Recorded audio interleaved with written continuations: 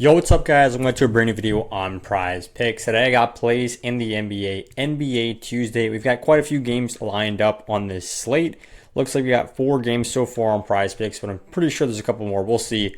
We're going to talk about all of them, but first up, go ahead, do me a favor, drop a like on this video, and also make sure you're hopping on the free Winnable. So the Winnable is where I drop my free plays every single day, and like I just said, you can sign up for free. Just hit the link in the description of this video, winnable.com/bam. Once you guys do that, you can sign up for the free plan right here. And I'm also thinking about making Discord more active so you guys can enjoy tickets in there as well. But let's talk about the insane NFL Sunday that we just had, because we profited a ridiculous amount once again on NFL Sunday. I'll show you guys exactly what happened. We had this one parlay, Rams and Seahawks, on the alternate spreads. That cashed for 5 units cashed. And that was a 5-unit play. We put 5 units on that, and then it cashed after that. Bears Bengals cashed as well. Colts Steelers, that was the one that missed. We needed one more field goal in that game. Couldn't get it. But this parlay cashed. Caleb Williams, Jared Goff, took them both on the over at 200 plus. They both smacked for 280 plus. Easiest reads of all time. And that was a 4-unit play. We hit that one as well. And then to end it off, the nightcap, just give me Seahawks straight on the money line. What happened? They crushed them by like 25 points. Huge day, NFL Sunday in the VIP. So the VIP is where we're actually making a ton of money. And guys, I've been doing this for the last 3 seasons now, and we've been profitable every single time. So make sure you're locked in. We're not going to stop, right? We're not going to stop at all. So let's move into the NBA now, and let's talk about these plays, because there's a lot to talk about right here. So we're hopping over to Props Menace right here, where I'm talking about these games. We're going to the Hornets and the Pelicans. This is definitely going to be one of the more slept on games, and honestly, I can't blame you guys for not tuning into this one, because the Hornets and Pelicans are both terrible, right? The Pelicans have won 0 games. They're 0-6. The Hornets have only won 2 games. They're 2-4. But I think there's quite a few solid spots that we can go ahead and target in this game. So Miles Bridges has been the story of the last 2 games for the Charlotte Hornets. He's dropped 30 points and then 29 points. That's important to note. Con Knipple had a huge start to the season, averaging 15 points right out of the gate for the first 4. Then he dropped off for a couple of games, only put up 5 points after he shot 1 of 8 from 3. But then he popped off again against the Jazz, right? So it's really difficult to see where these players are going to go, where the points are going to go.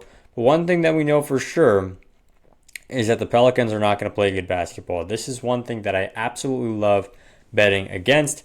It's the Pelicans, and basically almost, I want to say all their players, but some of them have actually been sneaky good. The player that I like the most to take on the under right here is Trey Murphy III. He's only hit in 2 of these games. Surprisingly, he was able to hit against the best defense in the NBA in the the San Antonio Spurs.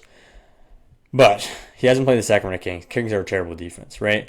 But he also hit against the Thunder. So he's hit against 2 good defenses, but I want you guys to see what happened in this Thunder game. They lost by 31 points, right? So he wasn't playing against the A team. This game is going to be a lot closer than that, right? He's actually going to have to prove that he's a starter on this team, because this game against Charlotte's super close. The Pelicans haven't won a single game yet, like we were just talking about. This is their best chance to win a game. They could go 0-7. Honestly, think that's going to happen. Charlotte on the money line is one of my favorite players. One of my favorite plays, Opposing defense, as you guys can see, Charlotte's not a great defense, especially when it comes to the 3 ball. But the Pelicans have been shooting ridiculously bad from 3. They've been shooting below average from every spot on the court. And it's not like a little bit below average. They've been shooting well below average. This Pelicans team is almost historically bad, right? People would be throwing that phrase around a lot more if the Pistons didn't do what they did just 2 years ago, right? So this Pelicans team is terrible, and I absolutely love taking their unders. So Trey Murphy III is going to be our first under. We're hopping over to a game that hopefully more people will actually care about now. And it is the Warriors taking on the Suns. So Steph Curry has been all over the place this season. Played 7 games so far. Thankfully stayed very healthy. And the rest of the Warriors team, it seems like you can't really tell where the points are going to go, because they just play off of flow. And this is why they're one of the most fun teams to watch in the NBA. They seem to have the least amount of designed plays, scripted plays, at least in my opinion. Of course, they've got 2 of the best minds, or I guess 3 of the best minds in basketball, in Green, Butler, and Curry, of course. So there is going to be quite a few design plays, but a lot of that just basketball IQ allows them to really just play off each other and play off feel and then just target the defense where they're weakest because of how well these players know the game, right?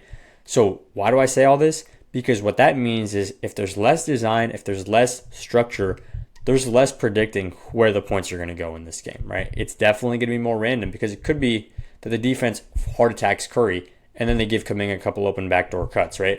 It could be that B-Pods is having a great night from three, so they're going to keep swinging to him in the corner, right? You never really know with the Warriors, and they're one of the most fluid teams in the NBA. That's the best word I could use to describe it, a fluid team. But we're not leaving this game alone because there is one player that I still love taking every single night, and it's D-Book. D-Book has been unreal, right? Averaging 30 points over the season. His line is at 28.5, so just a tad, little low for me. And if we look at the times when he didn't hit this game, it was against the Clippers when they lost by 27 points.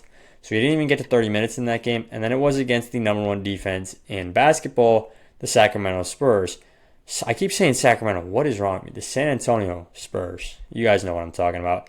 He had 28 points and he did 28.5, right? So barely missed that. You could basically call this that he hit this game, hit this line in 6 of the last 7 games, right? So I really like this play against the Warriors. The Warriors are not a super good defense. I mean, they're kind of just there.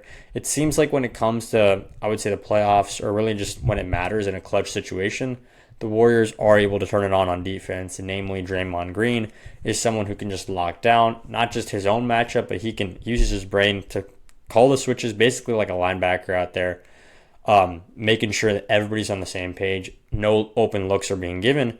But that's the kind of thing that they do in the last 3 to 5 minutes of a game, right? It's not going to be that locked down throughout the whole 48. So I like D-Book to come out here, get hot a little bit early, and then get some points on the board.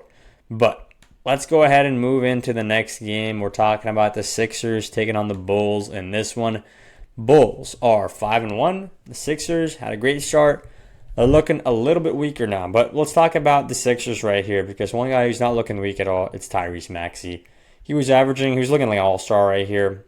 I mean, obviously he's an all-star. He was looking like an MVP, I guess I should say. I want to say that for so many players, though. Looking like an MVP, like he could have said that for Reeves, Doncic, Maxey, Giannis, Wemby, of course, right? D. Mitch was playing insane. Jalen Brunson was playing out of his mind. There were so many players, and Devin Booker, I just talked about him, right? There were so many players that were just popping off in that first week or so. And it's really now about seeing how many of that was just, flash in the pan, lightning in a bottle. How much of that is actually going to continue in, not just for a week, but for 2 weeks, 3 weeks, for a month, until the rest of the calendar year, and then hopefully building into the playoffs for some of these guys, right? But that just goes to say Tyrese Maxey is still averaging 33 points on the season over 7 games.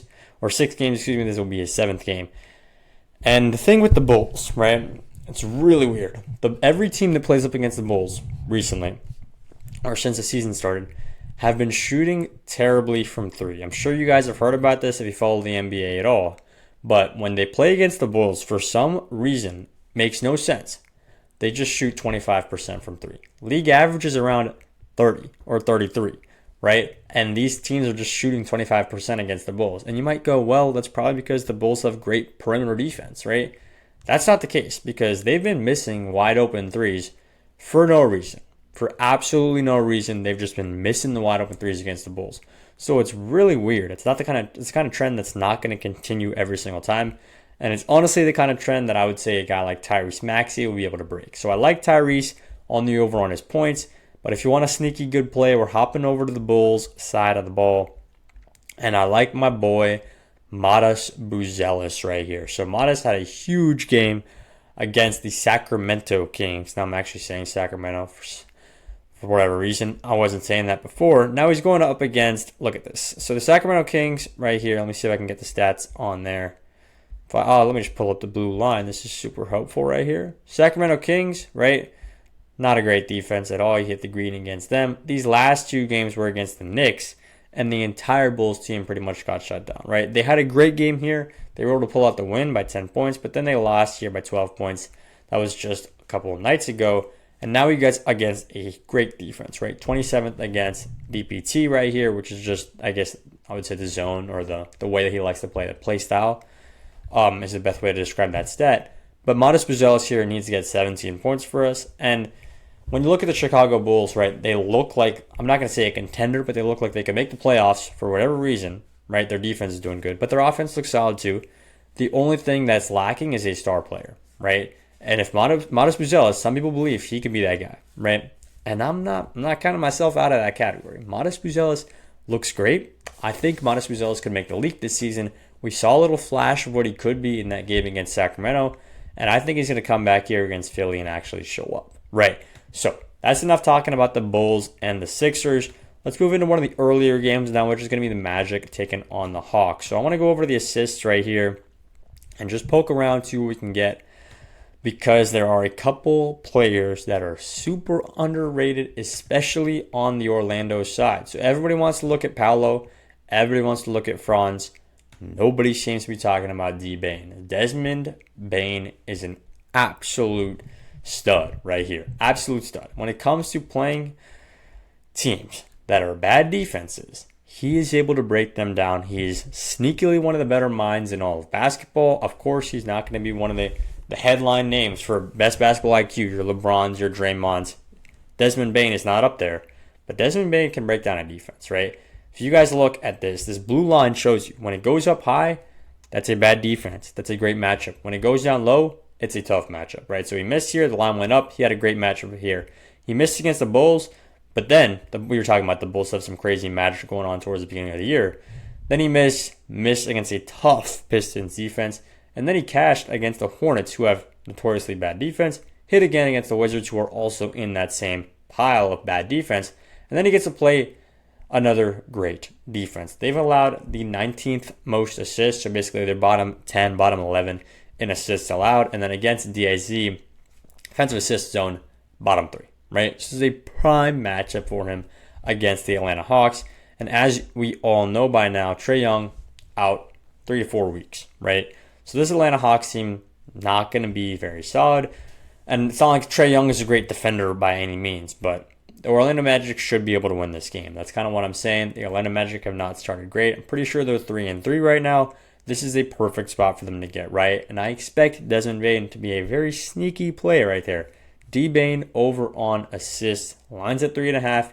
All he needs is 1 assist a quarter, and we should be greening this play out. But let's go ahead and take a quick checkup on the game tonight because I'm still watching this game right now.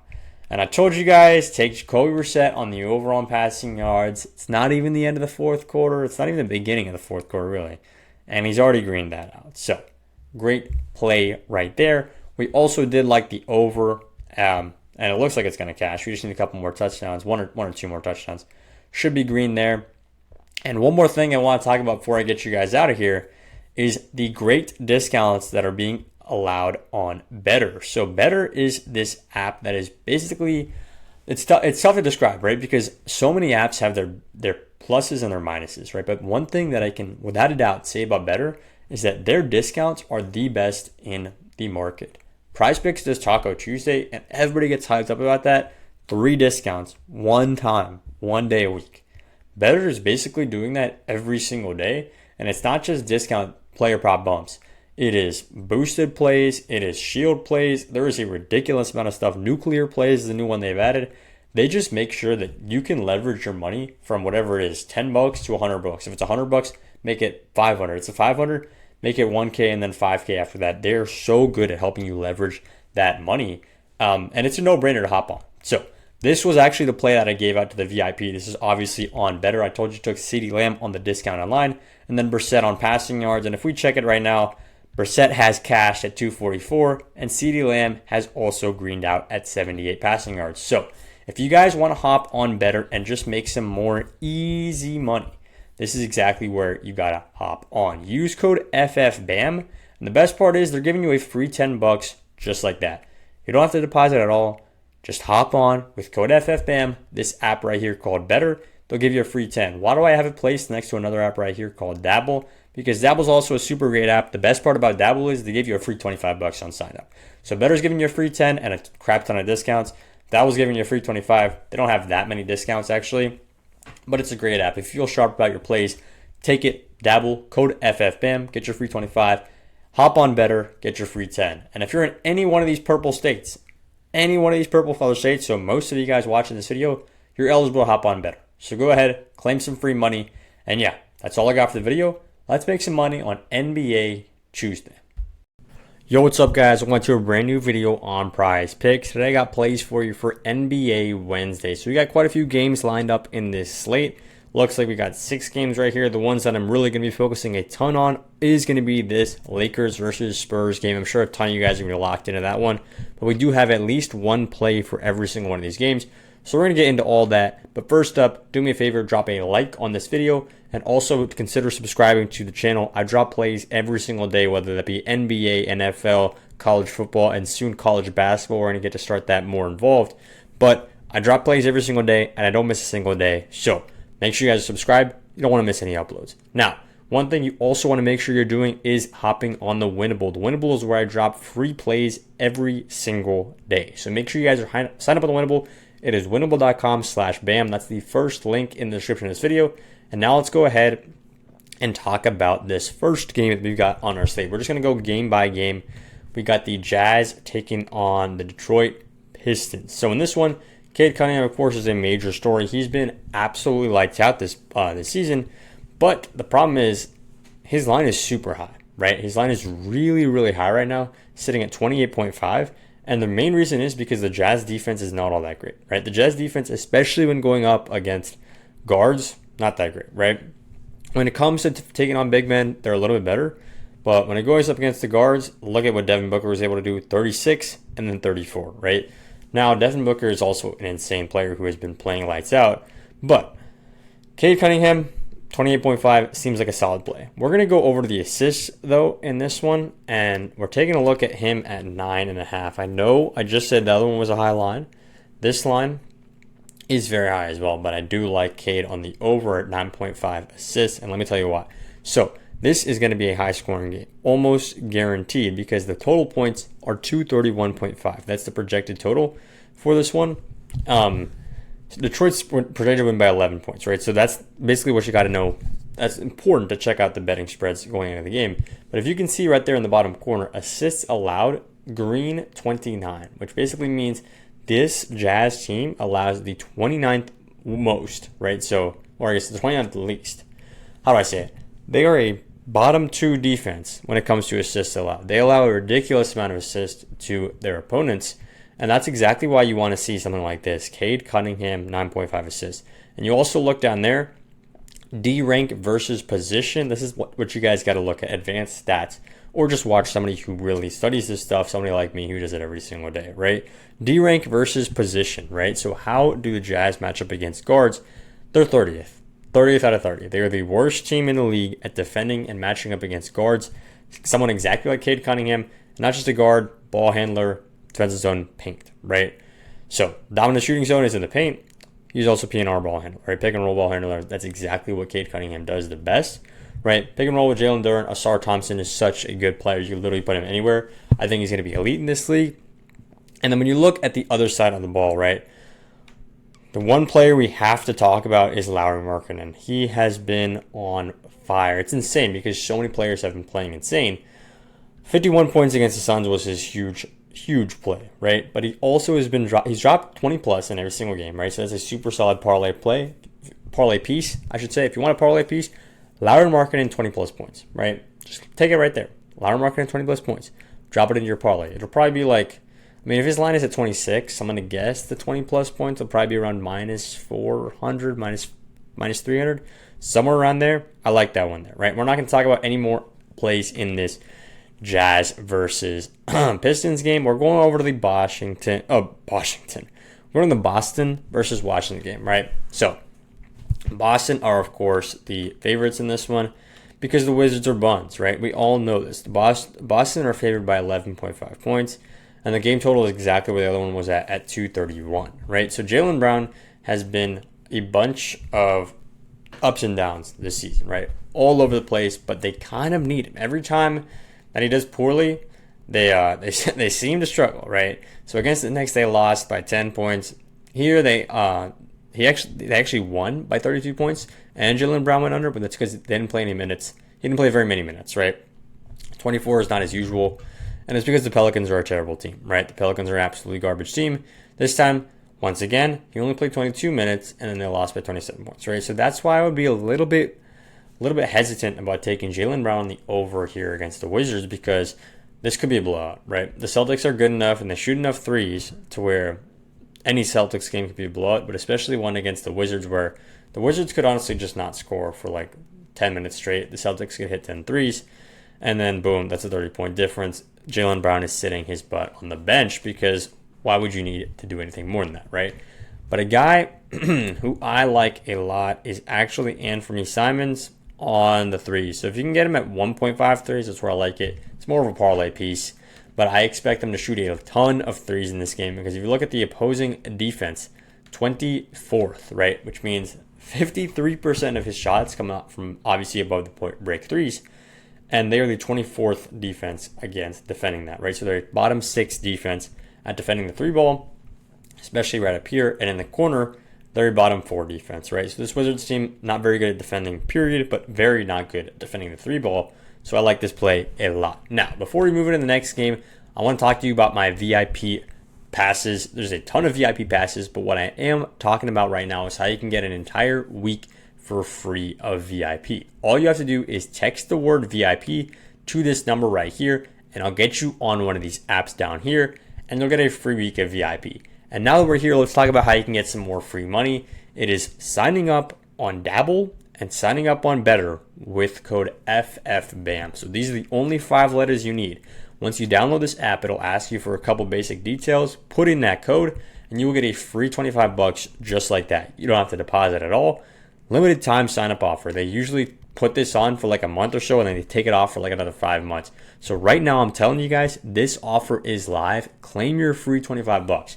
If you're in any of these purple colored states right here, you are eligible to hop on Dabble. And if you're in any one of these purple states on the right here, you are eligible to hop on Better. They give you a free $10, but then once you deposit, there's a huge promo offer. And they also have Wemby at 0.5 on a few of these apps right now. Wemby's obviously going up against the Lakers tonight, so that's going to be a massive one. It would be great for you to get on a new app and start off with a discount. Code is FFBAM for Dabble and for Better. Now, let's move into the next game. Wolves versus Knicks. Thought I missed one back here. Wolves versus Knicks. So, Jalen Brunson, this is one of these plays. I have no idea why Jalen Brunson's line is at 26.5. Every single other player that has been averaging 30, their line has jumped up to 28.5 or 29.5 like that. Jalen Brunson, for whatever reason, his line stays stagnant. 26.5 is around where it usually is. And then it was creeping up to 28.5 after he had these 2 decent games against the Bulls. Then he dropped a stinker against the Wizards where he really he went 6 of 17, right? It was a pretty bad game, right? But I call it a stinker. I mean, they still won by 17 points. So you can't really, he got the dub at the end of the day. His stats didn't look great. He dropped that bad game, and then boom, his line is back down to 26.5. It's almost like they've erased all this data that we've seen of Jalen Brunson being a great basketball player. And when it comes to this, defensive rank versus DPT right here. Look at this, right? So he is a pick and roll ball handler. And against pick and roll ball handlers, what is the best defense to face against pick and roll ball handlers? I'm trying to get this stat on the screen for you. There it is the Minnesota Timberwolves. That's the exact matchup he has right now. They are literally the best possible matchup for him. Pick and roll ball handlers. Jalen Brunson does exactly that every single night. That's literally his bread and butter, and the Wolves can't defend it. So why would we not take Brunson right here? So you could take him on assists at 6.5. Absolutely love that play. You could also take him on straight points. I don't hate taking him on points plus assists. This seems like the kind of place where I don't want to hedge a little bit of a midline between those 2 plays. But yeah, that's all that I got about that. Let's move into Rockets versus Grizzlies. This is one that you just got to stay away from Ja Morant, man. It's really sad what's going on with Ja right now. Team is trying to turn their back on him. NBA, of course, as an association, has had their problems with Ja in the past, and it just seems like right now Ja Morant's kind of getting left behind. That's what a lot of people are saying around there, and I got to agree. I got to feel the same way. And when it comes to taking his over or his under, I just can't feel at all safe about telling you guys to take either side of that, because it seems like he could go out there and just give zero effort. And some nights he goes out there and he actually tries and he plays his heart out. And we want to bet on players who are always going to be trying, right? It's just ridiculous taking Ja Morant right here. Honestly, if you put any money on Ja, you're probably just, it's like flipping a coin, right? It's like flipping a coin right now. So that's not the kind of market that I want to be in. But a guy who has been ridiculously consistent is Cedric Coward. I was talking about parlay pieces. Cedric Coward, 10 plus points. Chuck it into your parlays. Cedric Coward, 5 plus rebounds. Chuck it into your parlays. He started a little slow. Since then, 10 rebounds, 5 rebounds, 6 rebounds, right? These aren't against easy teams, right? 10 rebounds against Lakers, very impressive for Coward. So, Cedric Coward is the name you want to be talking about when it comes to the Grizzlies. So far, last few years, everybody hears the Memphis Grizzlies and thinking one man. They think of Ja Morant. Whether that's positive light, whether that's a negative light, whatever's going on with Ja, the drama, that's exactly what they think about. Soon it's going to be different, right? You got Jaren Jackson Jr. in the come up, and their rookie, Cedric Coward, I'm pretty sure they selected him 11th or 12th in this draft, has been absolutely insane, right? When it comes to just impact on the floor, offensive, defensive, he's not filling up the stat sheet or anything. He dropped 27 against the Indiana Pacers in third every game, so that's pretty massive, right? But 13.5 on his points. I like it on the over, but I'd prefer if you moved it down a little bit, take him there. And then also the rebounds right here. Only problem is, right now he's facing a tough matchup in the Houston Rockets, but I'm just telling you, keep this man on your radar because the Houston Rockets are a tough matchup, but he's not always going to be facing them, right? He has been unreal this season. Absolutely unreal, and we're not even 10 games in, right? This is an 82-game season. I would not be surprised by the end of those 82 games. He is a clear number one guy on this team, right? I would not be surprised because he's just that impactful.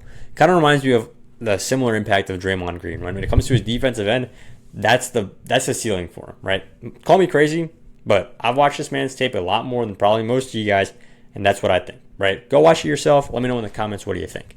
But let's move into play number 2, which is going to be on the Rockets side, of course. And once again, we like Alperen Şengün. I like taking him on the over at 5.5. It seems like if you take him at 6.5, you're getting it at plus money across the board, so plus 105 or whatever. But I just move that down to 5.5. Take him right there. He's hitting every single game at 5.5. It's just a great play. Honestly, what else more do you want me to say, right?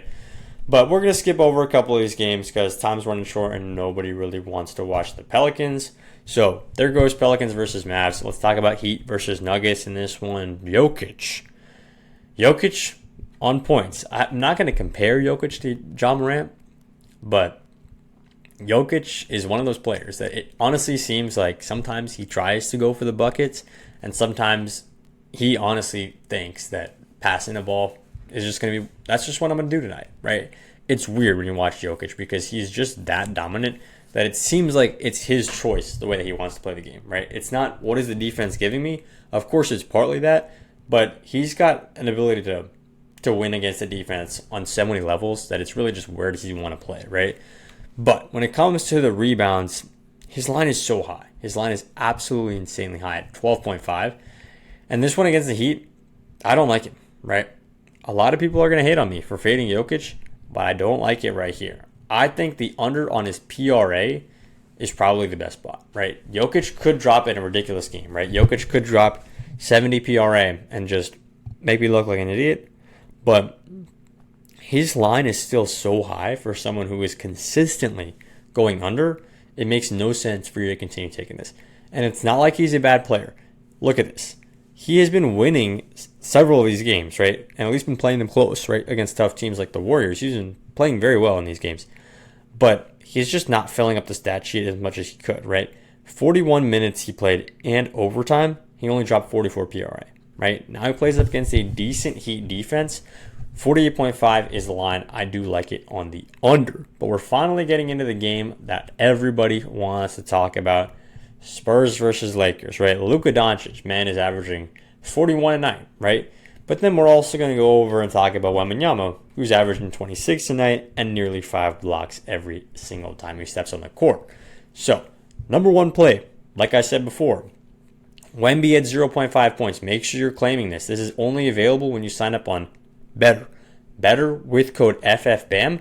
Dabble's going to give you $25 for free. Better's going to give you $10 for free and a Wemby free square. So make sure you guys are getting on there. It's code FFBAM. If you're in any of these states, you're eligible to claim it. But let's keep talking about this one, and let's go ahead and talk about the Lakers' third white boy. It's what I'm hearing people call him nowadays. The third white boy on the Lakers. It's not Reeves. It's not Doncic. It's Jake LaRavia. We were just talking about the Grizzlies. This guy came from Memphis to LA. Now his line is at 9.5. I'll tell you what, I love it at 8.5 because I think he could easily get a few threes in this game and then just end it there. But he's the kind of player that can score on multiple levels. So taking him at 10 plus points, I don't hate that at all. The only problem is Jake LaRavia is exactly the kind of player that I feel like could be, could struggle because he's facing a number one defense in the Sacramento Spurs. Why do I keep saying that? In the San Antonio Spurs, right? He's facing the number one Spurs defense. He's the kind of player that could look great against a worse defense, right? A worse defense like the one we were just talking about, the Minnesota Timberwolves. He could look great against them and drop 27 points, and then he could really struggle when it comes to facing a great defense, right? But one player who I don't think that's going to be the case for is Luka Doncic. The Spurs' defensive engine is, of course, Victor Wembanyama. And if there is one superstar, one man on earth, any player, right, that I think Wemby might not have as good of a chance at slowing down, it's number one Jokic and number two Luka Doncic, right? Luka is the kind of player that could actually not be stopped by Wemby's insane defensive gravity right now. And it's mainly because of Luka's ability to shoot three. I think Luka can shoot a lot of threes in this game. I like his three-point attempted a lot more, right? He only got 1 3 in that game against the Heat. He shot 11, and he only made 1. That's not going to fly against the Spurs. Absolutely not, right? So if we look at this. Opposing defense, this is where the Spurs are the weakest. This is a weird thing to look at, right? You want to break down the court and see where the Spurs the strongest on defense and where they actually more weak, right? Predictably, when it comes to the paint, the Spurs are absolutely locked down on defense. You don't want to take any shots, they're in the paint. Because Victor Wembanyama, when he's on the court, is going to be blocking all of those, right? But right outside the paint, which is exactly where you see Luka faking the three, jumping in here, hitting a floater. Faking a three, jumping in here, hitting the mid-range, right? That's exactly what you see Luka doing all the time, right? And a lot of times he foul bait, well, I wouldn't call it foul baiting, but he plays it smart and gets an and one on a few of those when he jumps into the defender. You guys have seen this play a million times. So have I. That's exactly what I think Luka could do again and again and again in this one against the Spurs. So that might be a little bit too in-depth of exactly the kind of plays we're looking for, but that's the kind of thing that you try to do when you are actually building out a parlay like this. You want to see, is this possible? Might this actually happen? And why might this happen, right? So Luka, 33.5, it's a high line, but we're taking it on the over. He's only missed one time, and that was against the Heat, so I like this one a lot. And then we've got to take one player on the Spurs, and people are going to hate me for this. People are going to absolutely question, what am I doing? Where's my credibility? But I'm taking Victor Wembanyama on the under on blocks. So blocks, for some reason, is not offered on any of these apps, but we're just going to go for steals and blocks. I'm taking him on the under. I firmly believe Victor Wembanyama's block line will continue to drop as he gets better at the game. Throughout this season, he's absolutely insane, right? Through the season, his statistics when it comes to the blocks category will start to fall off because players just won't shoot against him. They won't give him opportunities to block the shot because they know if it goes anywhere up in Wemby's airspace, it's coming down, right? It's not making it anywhere to the rim. And if you guys watched this Heat game, right, he had one block for 3 quarters. Then in that last quarter, literally the last 6 minutes of that fourth quarter, the Heat started to get desperate. And they started throwing up prayers towards the rim while they were in the paint. Wemby just absolutely smacked down every single one of them and then stat padded his way up to 6 blocks in a close game against the Heat, right? He was not getting blocks because they were not shooting the ball. That's exactly what I think is going to happen here with the Lakers. They're not going to shoot the ball near Wemby.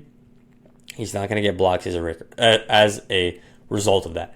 Do I think me taking him on the under on blocks means that I think he's a bad defender? Means that I think he's got a bad defensive impact? No. Anybody saying that, you should stop watching them because they have no idea. They don't know ball, right? Wemby's defensive impact is so great that players will not shoot the ball near him, meaning he will not get blocks.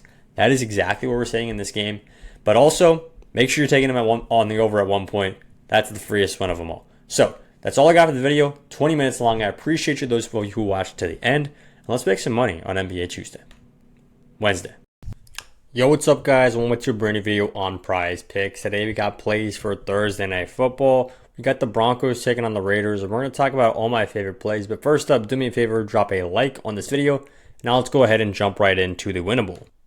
So the winnable is where I drop all my free plays every single day, and all you got to do to check it out is winnable.com/bam.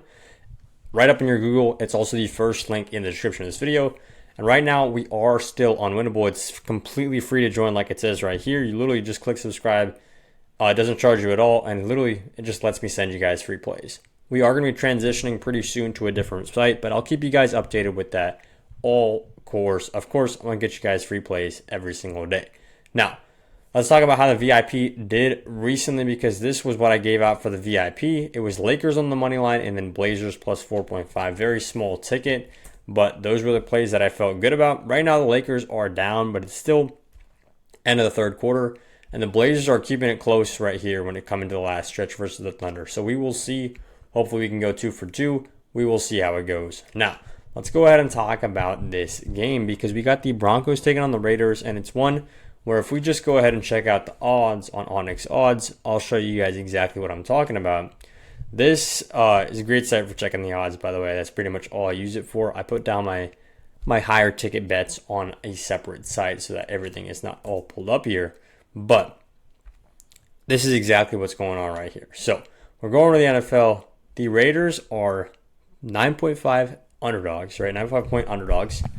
Broncos are really strong right now, right? They're super strong, and they're very solid in every single category of defense, right? So their passing defense is locked down. Everybody knows that.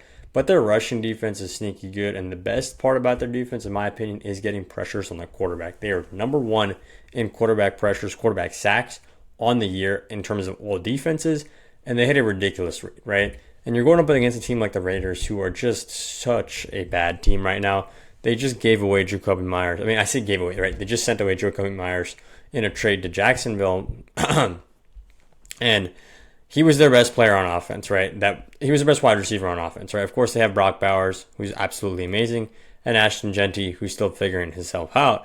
But when it comes to Geno Smith, some of his favorite targets did actually go to Jacoby Myers, right? So that's going to be a big loss for them. Of course, Brock Bowers is still going to produce, but I don't like this game at all for the Raiders. I would love to take this exact play. I'll show you guys. The play that I love the most is this one right here. It's a low line. 16.5 is not a lot of points, but I like taking the Raiders on the under here. If you want to alt it up, this is one thing that's good about Onyx. You can alt it up and take it under at 17.5. So what we're doing here is we're basically saying the Broncos defense is going to do what they do best at home. Everybody knows Denver is one of the hardest places to play away, right? Mile High Stadium, of course, the altitude gets to you, and it's just so different from Las Vegas, right? That is basically the most different that you can get, right? Going from Denver to Las Vegas, or I guess Las Vegas to Denver, right? So that's going to be quite a bit of a change. And if we just look at how the Raiders have been playing recently, I'll show you guys the amount of points they've been putting up. They had a great game against the Jags where they actually made it very close, went into overtime, and they scored 29 points in that game. But if we don't count the overtime points, right, if we just acted as if the game ended early, they would not have hit this line. And if it wasn't for this shootout of a fourth quarter, 17-14, which that only happens when you play two very bad defenses next to each other, right? The Jags defense and the Raiders defense, those are two bad defenses. That's where a shootout can start to brew and then eventually break out in the fourth quarter. That's not going to happen tonight with the Denver Broncos, right? If you look before that, they had 9 points going into that fourth quarter, right? So this Raiders team doesn't put up that many points. Let's look at how they've done recently. 0 points against the Kansas City Chiefs, 20 points, but who are they playing? The Tennessee Titans. You can basically discount everything when you talk about the Tennessee Titans. Then 6 against the Colts, 24 against the Bears. Bears are also a very bad defense. The last good defense they've really played, I mean, the Commanders are all over the place. You can't really count them as a good defense. And a lot of these points, correct me if I'm wrong, literally came in garbage time. 14 of those points came in garbage time, right? So it's like this is exactly what I'm talking about, right? These are the touchdowns they were getting. Trey Tucker got 2 touchdowns. towards the very end of the game, right? So that's the kind of thing. You look at the stats, you just look at the box scores, you might think the Raiders had a good offensive game. They actually didn't, right? They actually didn't have a good offensive game at all. This is exactly how I see this game going. If you watch that Chargers-Raiders game, you know exactly what happened in that game. Geno Smith could not throw the ball for 20-plus air yards one time. His 10-plus air yard passes were very bad. He was 2 of 9 at one point in the game. This was going into the fourth quarter. Geno Smith's, the amount of air yards that he was getting on a pass was almost averaging negative because that's how short the Raiders were playing, right? The Raiders were literally passing the ball backwards at times and then running out the back from there because the Chargers were just such a lockdown passing defense. And I regret to inform you guys, the Broncos are an even better passing defense than LA Chargers, right? So every time Geno tried to throw the ball for 20-plus yards, it actually got picked off, right? So terrible play from them. And this was a game where they had Jacoby Myers and Brock Bowers and Ashton Genty. Now they only have 2 of those guys. And if we want to look at it and be like, the people who are telling you, wow, Brock Bowers, he's back, right? This is a great matchup for him, right? He's going to pop off. I wouldn't hate you for saying Brock Bowers is back, right? Because he had a great game here. 12 receptions, 127 yards, and 3 touchdowns. That is a fabulous game. If you have him in fantasy, you're probably still starting him. But let's remember, this was against the Jaguars. This was where Geno Smith went for 4 touchdowns. Nothing along those lines is going to happen against the Broncos, right? Let's look at how the Broncos have been holding their opponents recently. They hold the Texans to 15 points. And, CJ Stroud got injured in this game, right? So it says Davis Mills there. Neither of them have good passing games, right? Neither of them have great passing games. Then, miracle game against the Giants. This was one of the craziest games that we've seen all season, where Denver Broncos don't score at all, and they scored 33 in the fourth quarter. We can't really talk about that one seriously. But let's look at the other games they've had. 11 points against the Jets. 17 points they held the Eagles to. They held the Bengals to 3 points. This was when Jake Browning was playing bad. But Jake Browning got benched. And we all know Geno Smith should have been benched a long time ago, right? This is exactly the kind of matchup that you love, right? Justin Herbert was able to put up 300 yards, and they snuck over the line and got 23 points. That's the kind of performance it takes to get over your line in team total against the Denver Broncos. You got to put up 300 yards. You got to have your rookie running back go for nearly 20 carries and 70 yards. And then you got to have a random guy like Quentin Johnson pop off for 90 yards. That's what you got to do in order to beat this line, right? It just doesn't happen very often. You could be the Colts as well, the number 1 offense in the NFL. But if you just look at what are the teams the Broncos usually face that are very similar to this Raiders team? This Titans team is very similar to the Raiders. This Bengals team with Jake Browning is very similar to the Raiders.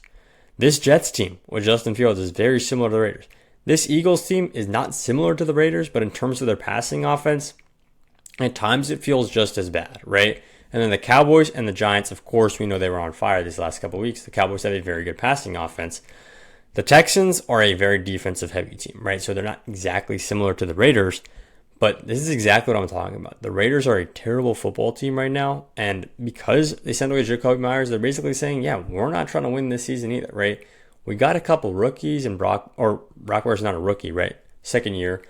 And Ashton Genty's obviously a rookie. We got a couple guys that are looking really good in our future, right? Jacoby Myers is an older guy. We're going to send him away, right? Geno Smith, still our quarterback for God knows whatever reason, right? But they're going to get a quarterback soon that's not Geno. This Raiders team is just not going to match up against the Broncos, right? So this is my favorite play on the sports books. Raiders under at 17.5. That is my lock of the day, lock of the night. I'm going to come on tomorrow and recap that. But like I said, guys, chill out. We're not done yet. I want to tell you how you can claim some free money. If you guys sign up on Better or on Dabble with code FFBAM, these are the only 5 letters you need, you will get a free $25 on Dabble. And on Better, you're getting a free 10 and then up to 200 bonus cash on your first deposit. So they're giving you 10 for free. And then when you eventually go ahead and deposit, they're giving you a great offer. On top of that, you can get up to $200 bonus cash, right? So if you're in any of these purple colored states, you are eligible to hop on Dabble. And if you're in any one of these purple states, you are eligible to hop on Better. And they've got a ton of free squares. Like I said, Dabble only gives you the free 25. There's no free discount square, but $25 is pretty nice if you ask me. Right now I got all the basketball ones up, but it's basically a different free square every single night, whether that be Curry, Shea, Wemby, or even Bo Nix or whoever it is, right? You're going to get your free square on better. So make sure you guys are locked in over there. Get your free $10, get your free square, get your free $25 if it's on Dabble. Just go ahead and sign up on both.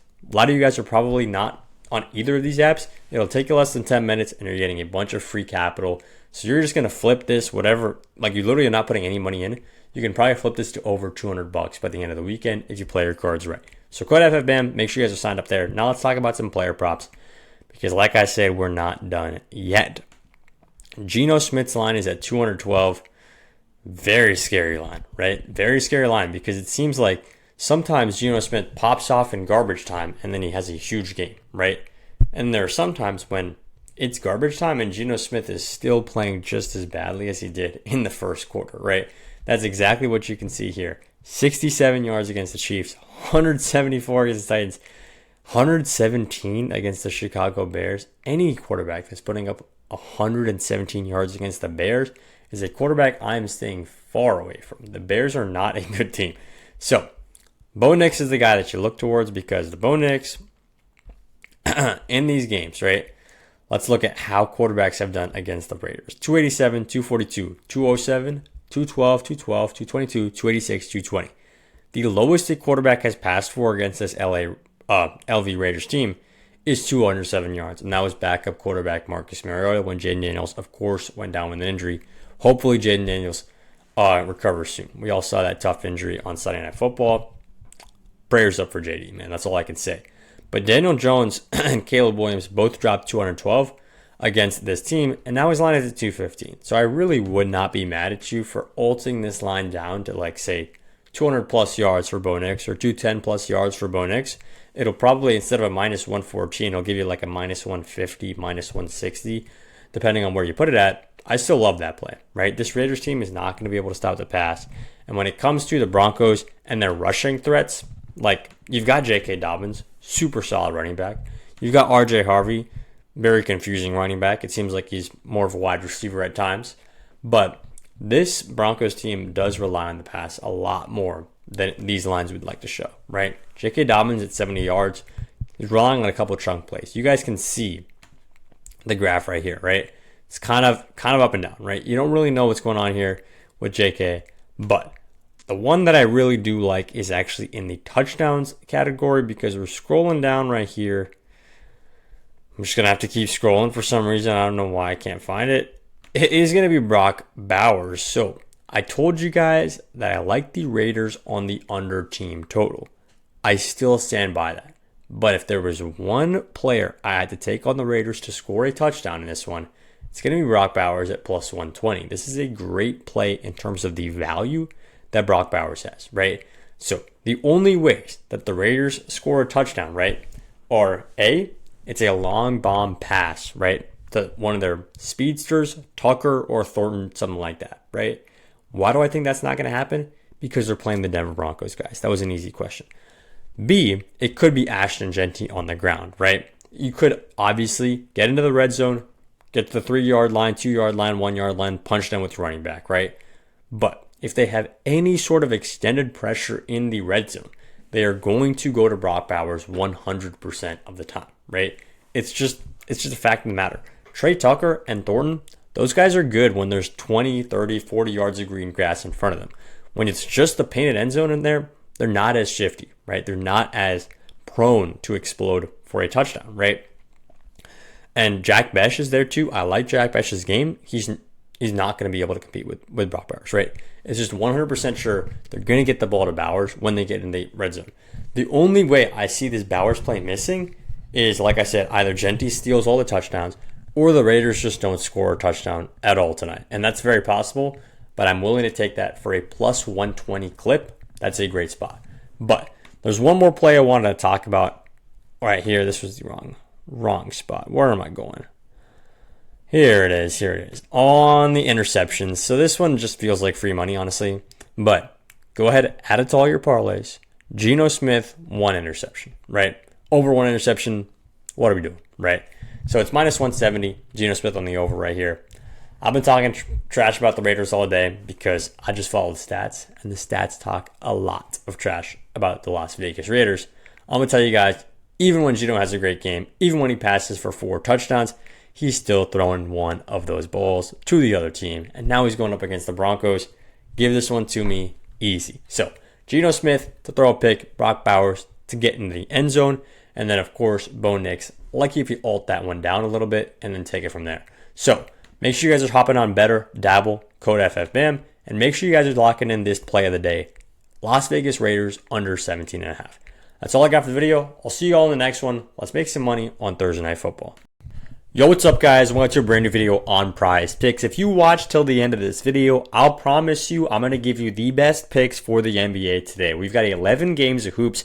It's NBA Cup action tonight on Friday. So there's a lot to get into. But first up, do me a solid, drop a like on this video, and I'm going to do you guys a solid in return and get you guys cashed out with some of these plays. So let's talk about what happened last night in the NFL. I told everybody take Las Vegas Raiders team total under 17.5. That was my lock of the day. Put it on the YouTube video, put it on the free picks subscription, put it literally everywhere I could. And right now, I can't say it's fully greened out yet, but this game is moving so slow, it feels like I'm watching baseball. There's 10 minutes left in this one, and they only have 7 points so far. I'm not going to go on here and say that it's fully cashed out, but hopefully by the time you guys are watching this, the game is all wrapped up and the Raiders ended with less than 17 points. That was our play of the day. It felt like free money. And right now, it's looking really good. So if you want more plays like that, listen to the end of the video. Also, make sure you guys are signing up on the Winnable. It is winnable.com/BAM, and it's where I drop my free plays every single day. There's a free plan right here.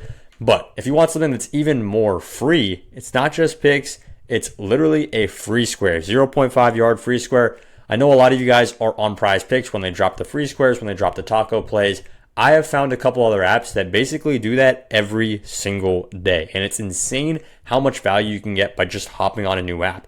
Right now, code FFBAM on Dabble is giving you a free $25 straight off the bat. You don't got to deposit a dime. Free $25, Dabble, code FFBAM. And better, use the same code FFBAM. You're getting a free $10. But then once you deposit, it's up to $200 bonus cash. So there's a ton of money once you deposit. And it's not just the 10 they're giving you now. Tonight, they're also giving you a Victor Wembanyama free square. I put all the free squares up here: Curry, Shea, Wemby, and of course the free $25. There's a lot of free things you can get by just diversifying your profile. If you're already on Better and Dabble with code FFBAM, make sure you're on Sleeper, Chalkboard, and Underdog with code BAM. This might sound like a lot, right? Your phone apps might be too much. It might feel like that. But having as many apps as possible, being on as many of these as possible is a good thing because it means that you're taking advantage of all their promos, you're taking advantage of all their discounts, and that's just compounding interest, literally just compounding money once you guys stay consistent with this. It's all about staying consistent. And if you're staying on one sportsbook and one DFS app, you are not going to be making money, as much money as the guy next to you who's on 10 different apps because he's claiming his promo bonuses, he's getting the promos every single week, and he's claiming his free money right as you sign up for the app. So code BAM, Sleeper, Chalkboard, Underdog, code FFBAM for Dabble and Better. Make sure you put in the right code for the right app. Otherwise, you're not going to get credit with the discount, and then you just wasted your time. But enough about that. Let's get into the games for today. We got NBA. Lots of games tonight. So hopefully my Prize Picks are loaded. You know what? I don't need Prize Picks. I'm moving over to my app right here. And we're just going to go game by game. So talking Celtics versus Magic in this one. There's a lot to look at right here. But one of my favorite plays has been Wendell Carter on the rebound. So Wendell Carter is one of those guys who people don't pay attention to because he's not the Franz Wagner. He's not the Desmond Bain. He's not the Paolo Banchero, right?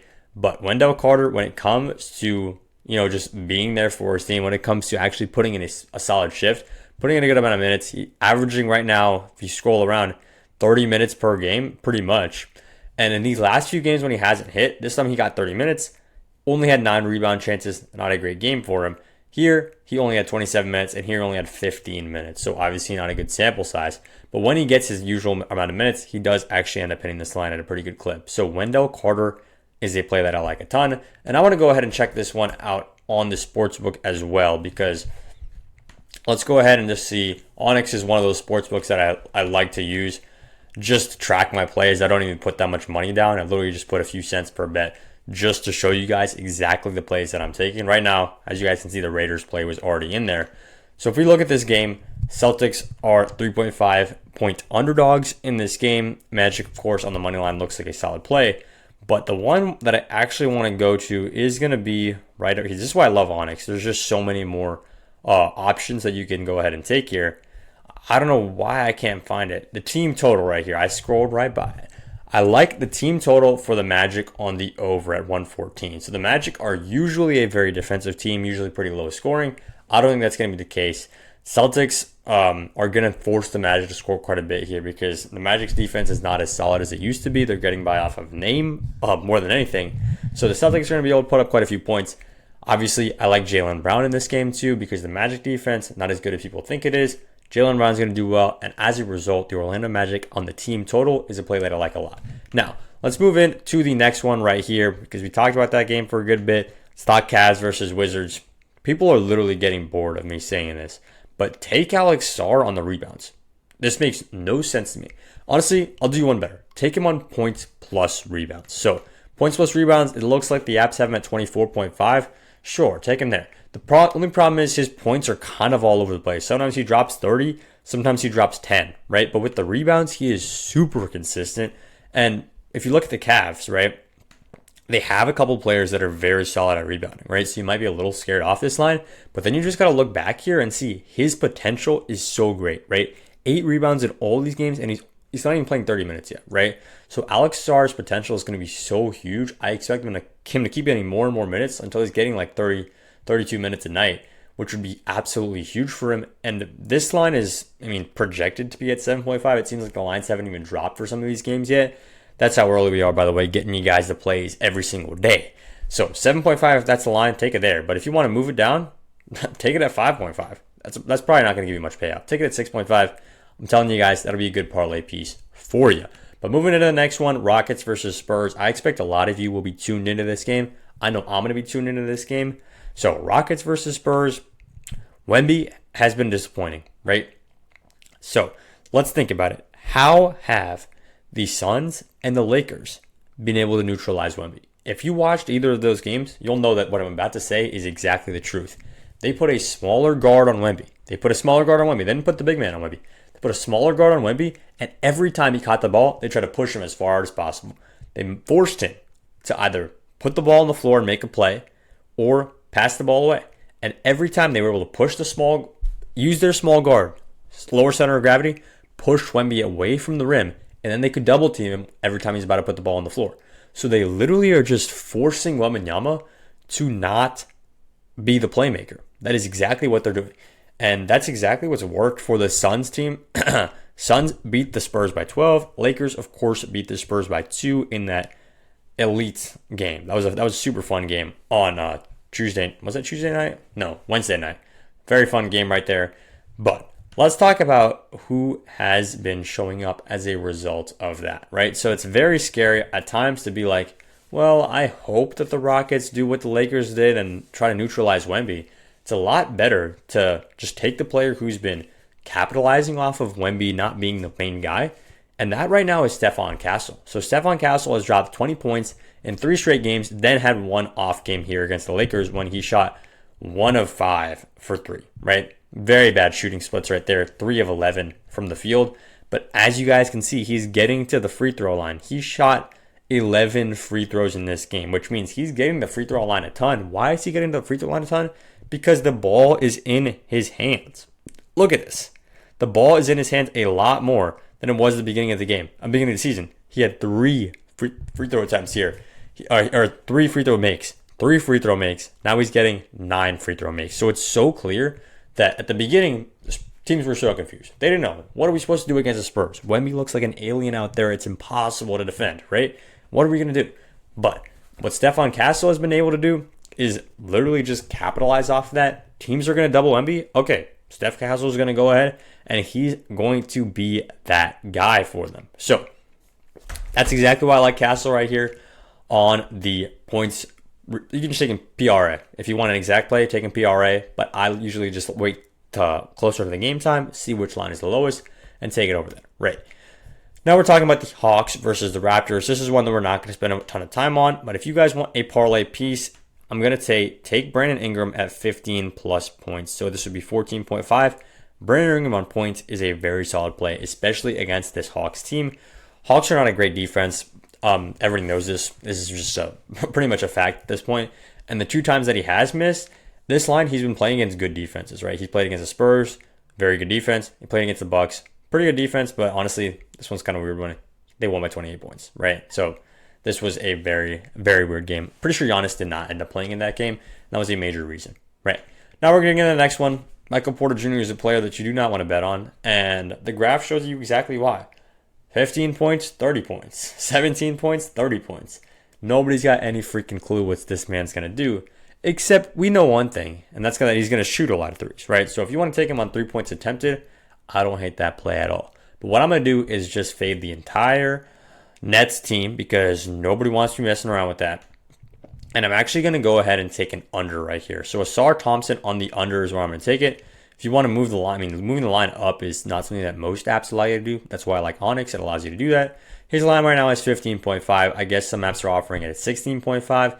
So I would take Asar Thompson on the under. He gets a lot of minutes and he gets a lot of burn because he's great at defending. I wouldn't say great at playmaking, but he's an athletic freak, right? And I expect in a couple of years, this line of 15.5 is going to feel like a joke once he actually gets a jump shot down.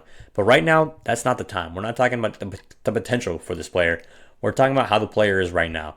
And what happens is every time Asar Thompson hits this line, he is just having a very good shooting night. That is pretty much the only way. He's shooting over 56% right there. And even when he gets to the line, he still misses quite a few free throws, right? So we're basically just betting on Asar Thompson either not taking that many shots or just shooting his regular shooting percentage. And that alone will let us hit the under. Also, they're playing the Nets. You always have to keep in mind, against the Nets, this could be a blowout. He could only play 25 minutes instead of the usual 30, right?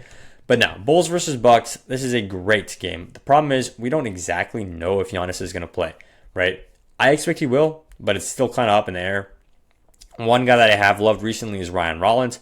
I like him over on PRA. If you get him at 19.5 plus PRA, or basically 20 plus PRA, this is a great play for you guys. Ryan Rollins has just been such an underrated player for the Bucks. Go watch some of his tape. It'll absolutely amaze you. I promise you. But we're going over to the other side of the ball right here because the Bulls just have so much to talk about. And number one guy is Josh Giddey. So Josh Giddey, 20 plus points, feels like a great play right now. As you guys can see, he is so consistent, right? Consistently, 19, 21, 18, 20, 32, 23, 29. So that is literally the definition of consistent. I don't think there's another player in the league. I guess you could count Luka, but he's only played 5 games. That has a graph as flat as this, as consistent as this, right? And every time he's not hitting this line, every time he's not getting anywhere near 20 points, it's because he's busting over for 30 points, right? So if you want to take Giddey on the over at 20.5, just 20 plus points, I absolutely love that play. Modest Buzelis is a guy that I like to target on the threes. He has had such a good touch from 3 recently. And if you watch his interviews, he says this summer, he's been working on his threes, right? He says in the gym, I'm shooting like 70, 80%, right? And all that we need is for him to take that shot in the gym and transfer that into the game, right? That is all that we need. And so far, he's been doing exactly that. So here, he shot 6 threes and he made 4 of them. Here, he shot 5 threes and he made 2 of them. 6 threes, he made 4 of them. 7 threes, he made 2 of them. That sounds bad. That's still almost 30%, right? So not a terrible play there. Here, he shot 4 threes, he made 2 of them. So he's getting up 4 to 6 threes a game, and he's knocking down at least 2 of them. Very solid play. Take Buzelis on the threes. But we're going to keep it rolling right here on the sportsbook and just hop over for these last few games. Actually, now that I'm here, I want to check up. See, the Raiders are still nowhere near their 17.5. You guys should have all cashed on that play. But let's go over to this one. Where were we at? Here we are. Grizzlies versus Mavs. This is such a weird game right now, guys. Such a weird game because the Mavericks are just a bad team and nobody knows why. And the Grizzlies are a bad team and everybody knows why because they do not have an identity right now. The Memphis Grizzlies do not have an identity and it's mainly Ja Morant's fault. I guess that's the only way I could say it. This is the prime example of what you call a fade game. You do not want anything to do with this game. I do not want anything to do with this game. If you put a single dime of your money on this game, you've lost your mind. Just don't do it. You don't have a read on this game. Anybody who's telling you out there, anybody else on the internet, any of your buddies saying, oh, I know exactly what's going to happen here, don't listen to them. This is one of those games where the Mavs could win by 20, the Grizzlies could win by 20. This could be a triple overtime, and the top scorer could be freaking, I don't even know, literally somebody who's never heard of, right? That's exactly how random this game could be. This is a fade game. So stay away from this game unless you're taking someone like Cooper Flag at 0.5 points because you signed up for an app. That's the only money I would put on this game. Now, let's talk about the Hornets versus the Heat. This is one of those games where the Heat are just such a bad matchup for the Hornets. And the Hornets especially, I mean, it's really tough, right? All these players are for the Hornets right here. Ball, Bridges, Sexton, Knipple, Kalkbrenner. And Kalkbrenner is one of those players that is very useful on defense, very good pick and roll player, but he hasn't been able to get his touch in the rim as good as you want it to, right? LaMelo Ball, we hope he can play in this game. We've got no idea, right? We still have no idea. So his line here is where I would actually take it the best because I expect LaMelo, if he plays, to shoot 10 plus threes in this game. Just chuck up at least 10 threes. And then 4 of them to fall is a very good play there for a guy of LaMelo Ball's caliber.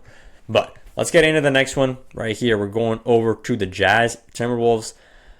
This one, I would say just take Timberwolves on the spread. This one's a really weird one to predict, but the Jazz have looked really good at the beginning of the season, and they're kind of falling back to the same old Utah Jazz that we know.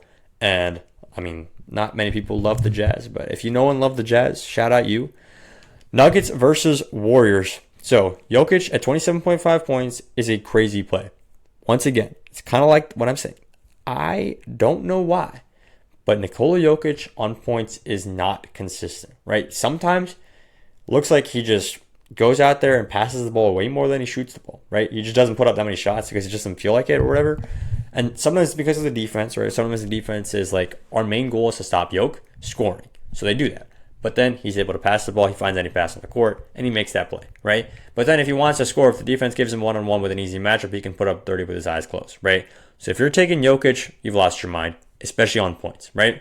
Other plays, I don't hate it, right? But the one that I like in this one, we're going to, actually, I scrolled past it already. We're just going to take the straight over right here. I wanted to get the alt line over. It seems like that'll drop soon.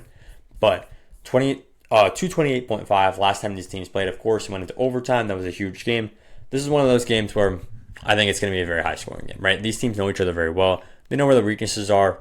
The first quarter, I expect is going to be very high scoring. And then after that, it might temper down a little bit. But 28.5, it's one of those plays. You just like this spot a lot for this matchup. Last game of the night is Thunder versus Kings. Hopefully this is the last game. This is the last game on my sportsbook right now, so that's all we're going to talk about. But sometimes, I apologize, these books are a little bit late in updating. I'm still recording this 11 p.m. the night before. So let's talk about this one. I mean, because it's just a really weird one, right? The Thunder are coming off of a loss to the Portland Trailblazers, where they lost by just 2 points.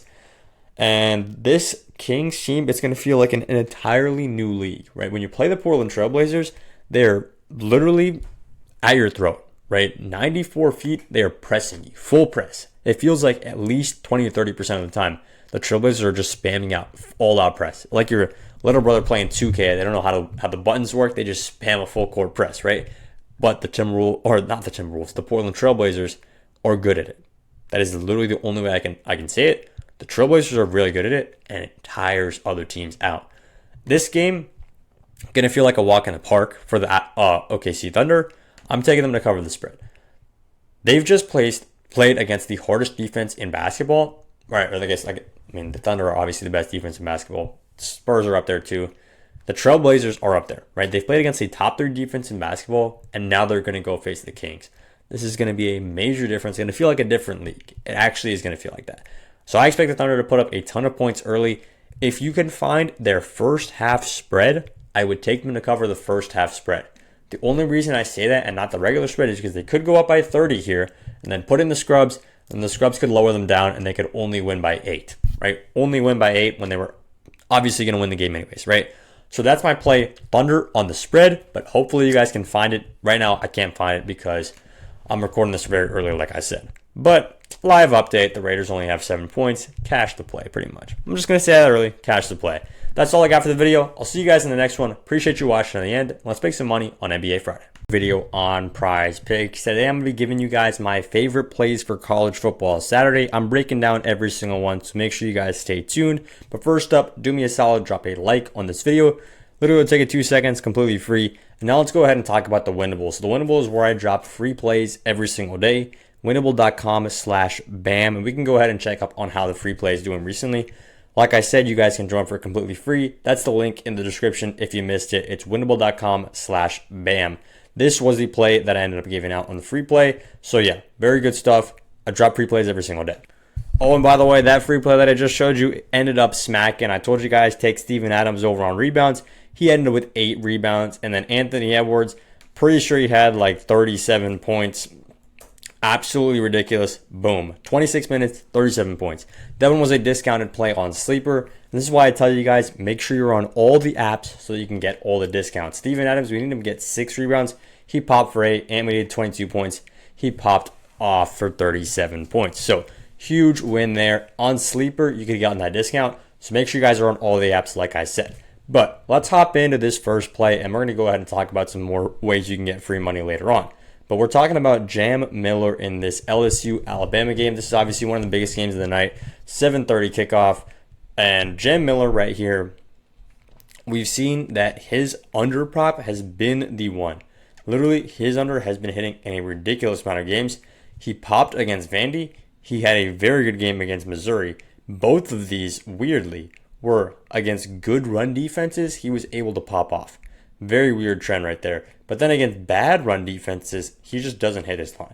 And I think that that's because they go for the pass a lot more. Alabama as a team want to prioritize the pass over the run. Why do we know this?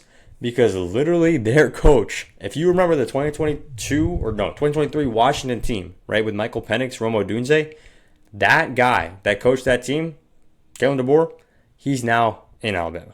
That is literally the exact same system that they're trying to run is through the quarterback. And thankfully they got Ryan Williams, Jeremy Bernard, and Ty Simpson, so they look pretty solid on that front. But basically, when the run defense is okay, they might run the ball. But it's all about the pass defense for Alabama. So if we look at LSU's defense right here, we can see that on the passing yards defense, they're decent, and then on rushing yards, they're a little bit worse than that, right? But I honestly think this decent enough will be enough. Will literally be enough for LSU to, or be able to be targeted by the pass. So what does that mean? Alabama is going to prioritize the pass over the run in this game. And LSU is one of those teams that you get into a shootout against, right? Garrett Nussmeier, he's one of the best dancing partners when it comes to getting into those late game shootouts where you're just passing the ball every single play. So I'm not hating on Jam specifically when taking this play, but it seems like, as you guys can see right here, when he goes over this line, he's getting 20 carries. But if he only gets 10 or 12 carries, he's not going to hit the line no matter how bad the rush defense is, right? That's exactly what I'm projecting in this game. I don't think Alabama is going to give him the chance to go over 52 yards in this one. So that's the first play of the day. And we're just going to go ahead and stick with the same game and hop into the second play of the day. It's Aaron Anderson on the longest reception over 17.5. So this one, I mean, the stats honestly speak for themselves here. He's hit this. He's only missed this in 1 game this season, right? So he's hit it in 7 of the last 8 games. And if we look at the insights right here, there's a lot of good stuff pointing in this direction, right? So we take LSU on offense, and we can see that Alabama has a very good passing defense, right? Very good passing defense. And if we look at the other matchups that he's faced against it, it's not like he's been playing against bad passing defense. Texas A&M, he hit the line. Vanderbilt, he hit the line. Then this one, not a good team. Or Florida's all right. Clemson, we all know Clemson was a terrible team, right? Baylor, not a good team. So no matter how bad the passing defense is, he's going to hit against them. The only one time that he missed was against this Ole Miss team right here, where his longest reception was 7 yards, right? And if we look at his average yards per reception, this is a perfect stat to look at. His average yards per reception is 13.5, which means every time he catches the ball, it's probably around a 14-yard pass. So if he just is able to get one of those passes to bust for his average and then 4 yards more, he's going to hit this line. That is such a good stat to look at when making this play. This is the kind of thing that other channels might not show you. They're just going to show you the green graph on PrizePicks. I'm just telling you, if you see anybody out there on the internet going like this and going, let's give out some PrizePicks plays, and they click this button right here, no matter what play it is, and they say, oh, 3 green bars, take the over. If you see anybody doing that, please, please, please do yourself a favor and click off that channel, because no hate to that person, but that's not going to help you win money on sports, right? I appreciate them for making content, but that's not good content, okay? You're not going to win money that way. The green bars on PrizePicks is the last thing you need to be looking at when making your plays, right? Wow, Mekhi Lemon is popping off. Okay, I'm recording this on Friday night, if you couldn't tell. So obviously Mekhi Lemon's still playing. He looks like he's going to be great in the NFL someday. Anyways, Aaron Anderson on the over on longest reception. I like the line at longest reception more than receiving yards. Although 39.5 is very low, you could take it there. Longest reception means he needs one 20-yard catch. In this case, one 18-yard catch. I guess the line is at 18.5 or 17.5, depending on where you take it at. So very good play there, Aaron Anderson. But let's go ahead and talk about something else, which is basically just how you guys can get free money and free VIP. So if you are on Dabble or better, if you are not on Dabble or better, if you're not on Dabble or better, these next 5 minutes you should get on these apps. And I'm going to convince you exactly why. Because on Dabble, they're giving you a free $25 just for signing up. And who's going to say no to free money? $25 for free? If you play your cards right this weekend, you got college football Saturday and then you got NFL Sunday. If you play your cards right, it's $25 house money, right? If you play your cards right, that 25, you could flip that into 200 very easily, right? Then you pull out the $200, you delete the app, and you've literally just robbed Dabble for $200 straight up in a weekend. That is nuts. Watching sports, $200 in a weekend just for clicking a few buttons, downloading this purple app right here. So absolutely insane deal on Dabble right now. Make sure you guys use code FFBAM when signing up, because if you don't do that, they're not going to give you the free 25. They're literally going to make you deposit on their own. So make sure to use code FFBAM, claim your free $25. And I also have better up here because you also use code FFBAM. They're only giving you a free 10 only. It's still a free money, right? It's still free money at the end of the day. And they're also giving you a free square. So in this case, it was Steph Curry. It might be Shea. It might be Wemby. It's college football Saturday, so it'll probably be someone like a Ty Simpson or whoever is playing. But it's basically a 0.5 yard square. Easy win, right? So if you're in any of these purple states right here, make sure you're hopping on better. If you're in any one of these purple states right here, make sure you're hopping on Dabble. I guarantee you there are several of you guys out there who are in these states and have not been locked into these apps. Go claim your free money, turn your $25 or $35 if you get on both of them into $200+ at the end of the weekend, and you'll thank me later. Now, let's move into play number 3, which is going to be Eric McAllister right here. So I absolutely love this matchup for Eric McAllister. As you guys can see, when he plays good matchups, he pops the hell off. SMU is a terrible, terrible team. Or at least they were at the beginning. I mean, they just beat Miami recently, right? But when it comes to defending against the pass, they're terrible, right? No one's debating me on that, right? So Eric McAllister played them, and he had 254 yards, nearly double his best of this season. But against decent passing defenses, he hasn't been hitting this, right? So we want to look at, well, is Iowa State a good passing defense? Not really. Not really. And they're giving up 243 yards per game against the pass. And should we mention, TCU has Josh Hoover at quarterback, who is up there. I mean, he plays for Texas Christian, so people are not as locked in to his game as other quarterbacks. The quarterbacks in the big few teams, but I think he's just as good as any other quarterback out there. I don't care if that's a crazy take. When it comes to when it comes to making the right decision, when it comes to those deep throws, when it comes to literally just putting the ball in a string, I mean, this is a crazy comparison, but if he was playing in the NFL, he reminds me a lot of Matthew Stafford, right? He's like the Matthew Stafford of college football, is the guy that's throwing this guy the ball, which would make him Puka Nacua, right? So Eric McAllister right here, 79.5 is the line. I absolutely love this on the over. I think this game could hit the over in general. I think this could be a very good shootout game. And this is important to see. Cyclones are at Texas in this game. With Texas Christian, I should say, when they're at TCU's home, TCU loves to make it a shootout. Their defense is not all that great, and their offense is freaking flaming hot. So I expect this to be a huge game. I honestly think the over total is probably super high here. I need to see what the over is for this specific matchup, but I'll go find that real quick. Okay, so right over here I just found it. Over is 57.5 as of right now. I honestly like the over in this one. Iowa State's got a strong enough team to be able to keep up with TCU, and TCU we all know has a strong enough team to basically make any one of these games a shootout. I want you guys to look at this, right? These are a few of the games they've played this season. TCU, 35 points, 27 points, 41 points. Their average amount of points scored is ridiculous. It's just ridiculous, right? So I like TCU on the over a lot here, and this is also a very good metric to look. I hate how I keep jumping into these metrics to look at, but everything is pointing to taking the over. This is a bonus sportsbook play for you guys. Look at this graph right here. This basically stretches out stretches out really wide when you're doing very good in that stat, right? So TCU right here, their third down conversion percentage is over 50, which is huge, which means this box right here is going to stretch out a lot, right? So I want you to look at the passing yards versus the rushing yards. The passing yards is stretched out all the way out there for both teams, and the rushing yards, not so much. TCU barely rushes the ball at all. 992 yards on the season, and then 1481 for Iowa State, which means, why do we care about that? Because if you're passing the ball, that means the game is going to go away a lot faster. You're going to get a lot more possessions in, everybody's going to go a lot quicker, and you're going to get a lot more points on the board. And this is in Texas. Absolutely love this spot on the over. And red zone efficiency, can we talk about this? 80% red zone.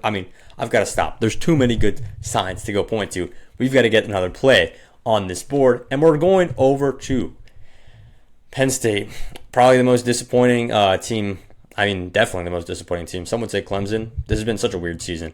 But Penn State, for me, is the most disappointing team out there. And now we've got a big noon game that, honestly, I really don't care about, right? Indiana's going to win this game.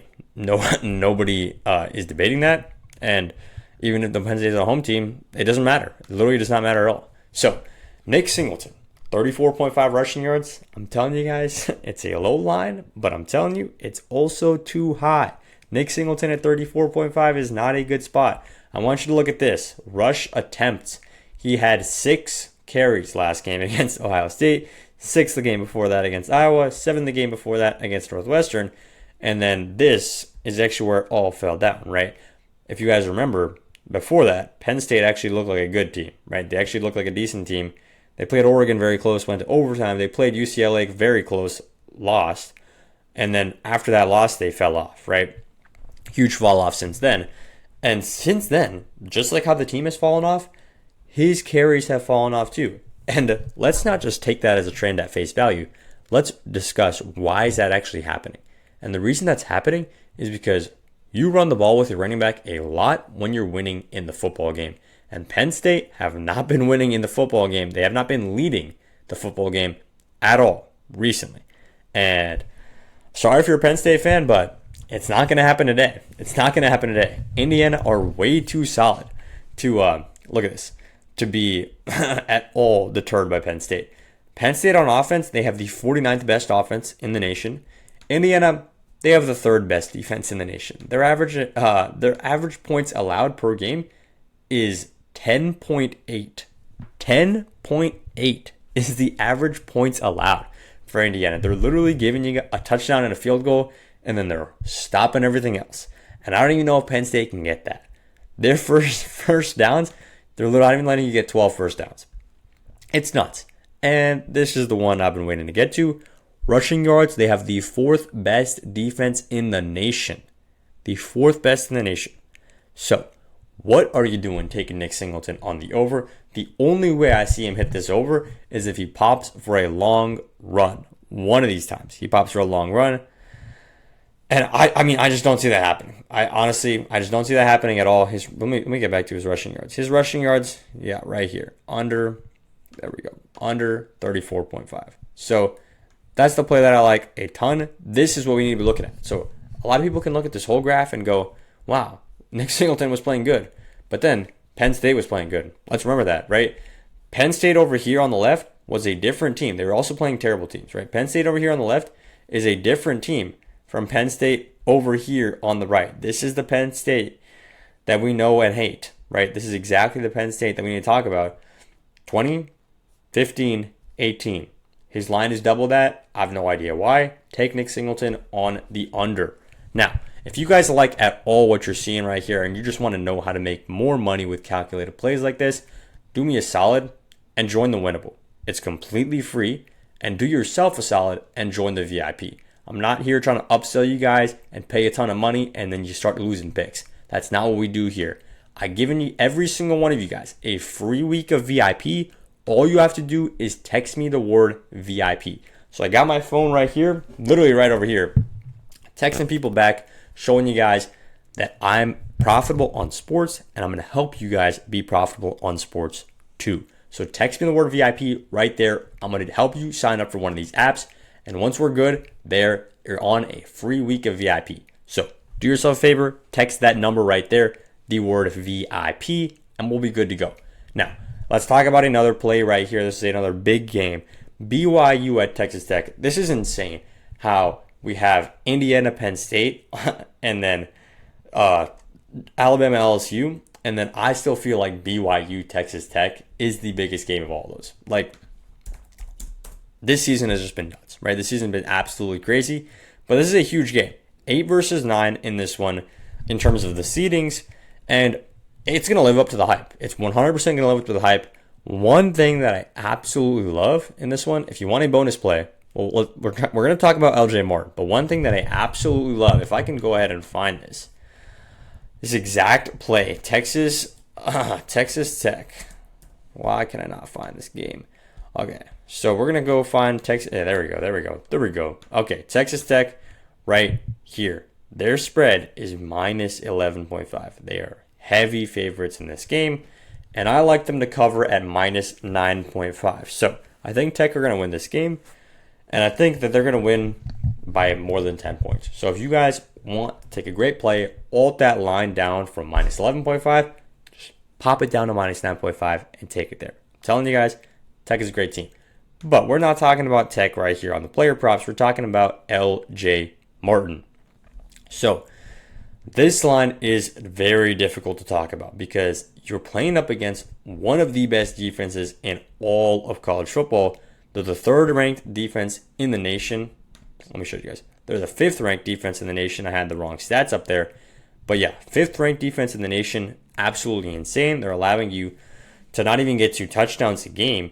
And then when it comes to the rushing yards, they are the toughest defense to face. Literally number 1. So it's going to be a tough battle for LJ Martin. But I'm telling you guys, I'm taking the over against the guy who's playing the toughest rushing defense out there. And why am I taking the over? Because the line and the market have overcorrected. So his line is usually at 90, and now that he's playing the toughest defense, it should be closer to 80. Instead, they've bumped it all the way down to 70, and I'm taking this one on the over. BYU run through their run game. It is 100% clear cut. That's what they're going to do, no matter what. That's exactly what they're going to do. 25 carries, 26 carries. Sometimes he even only gets 14 or 15 carries, and he still manages to hit those games, right? So I expect him to get 20 carries in this game, and I expect him to go over this line of 70.5. That's my last play of the day. I appreciate you guys for watching. Let's make some money on college football Saturday.